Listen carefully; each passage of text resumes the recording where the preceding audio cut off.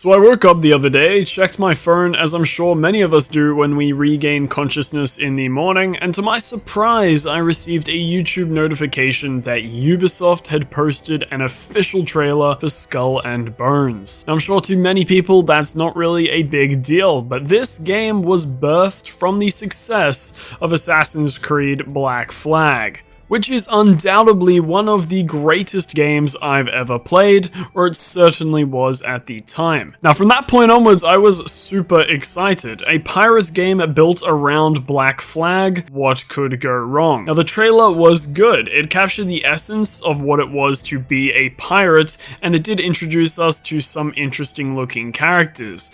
Honestly, it could have been a trailer for something Black Flag related back in the day. And then I watched the gameplay trailer, and all my excitement for this game sailed away over the horizon. Now, should I have been surprised? Probably not. This is kind of Ubisoft's thing lately. I know the game devs over there at Ubisoft aren't directly responsible for all these fuck-ups lately, and I do feel bad for them every time, but whoever is higher up and making all these decisions are the ones sending these franchises to the depths.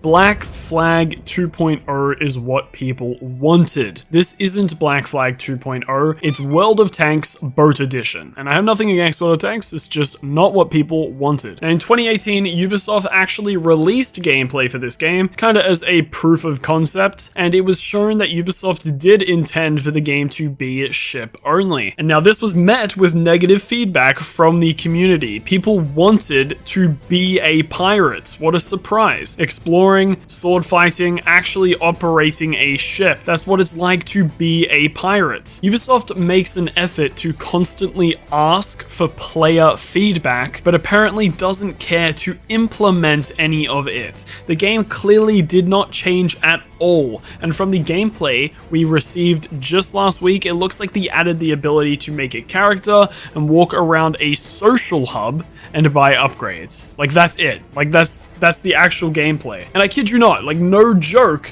the gameplay they showed us of the ship fighting looks worse than Black Flag's. Like, the animations for everything are actually less smooth and less realistic. I don't understand how it's possible that after 10 years later, we end up with a downgrade. Like, they could have just used the same assets. And like, what is this? Now tell me, like, to you, the viewer, you tell me what's more appealing to someone who wants to play a pirate game. Like, you want to look around your ship?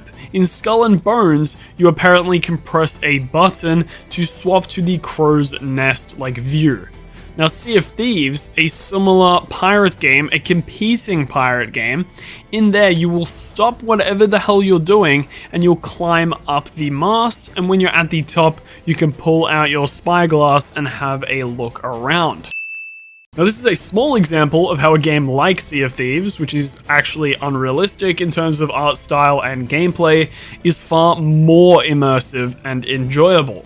Skull and Bones works with health bars. Like, you get shot and your ship loses health. In Sea of Thieves, cannon shots will put actual holes in your ship, and you'll actually have to go and leave your station to go and repair those holes. Now, I'm not saying that you need these sort of immersive features to have a good game, because Black Flag didn't have features like that. But driving a boat around was only a fraction of the things you did in Black Flag. It wasn't the entire game. In Black Flag, you could explore cities, towns, islands, even the ocean floor. Like, you could go out and raid forts, you could board ships, hunt animals, command a fleet, you could do whatever you wanted. I remember being able to completely jump off my ship into the water and swim like a kilometer away to an enemy ship and climb aboard and take over the entire thing by myself. And I could do that stealthily, I could just go in, guns blazing with my sword, I could do whatever I wanted, and when I did that, there wasn't a cannon being fired. There was no ship combat. It was awesome. I could do whatever I wanted. I was a pirate. I was not a boat. It's clear that whatever Ubisoft wanted this game to be and what the fans were expecting was always different, and it wasn't going to change.